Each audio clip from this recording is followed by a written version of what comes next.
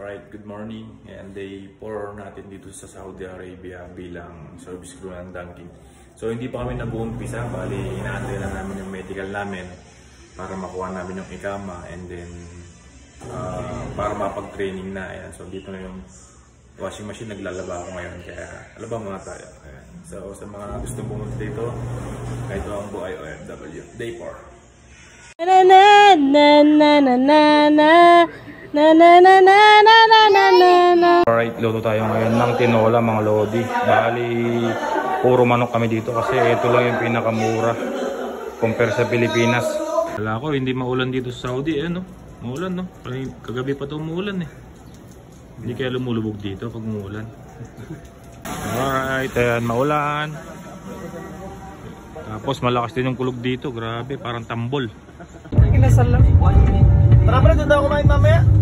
What up? Ayan, so update lang tayo sa ating day 4. Kakatapos namin mag-medical para sa aming ikama. Ayan, so nagkadagutom-gutom na mga tropa. Ayan, tayo sa loob para kumain. Hindi ko alam kung ano yung pagkain dito, pero ito try namin, alright?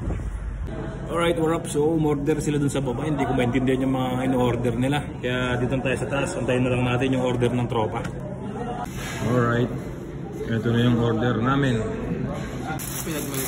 Alright, ayun na yung order namin, no? Sa halagang 68 real. Ayan, bali 6 kaming kakain dyan. Ano order tayo? Ban? Drinks? Solido. Para pa. Bagsak na yan, yan. Oh. Dapat tinaob mo, lakay. Hindi. Hindi pwede taob yan. Haram. Sarap. Sana. Okay, tikman natin. Ang init. Oh, may pa naman tayo doon, nabuti. Arsim. Alright, simot.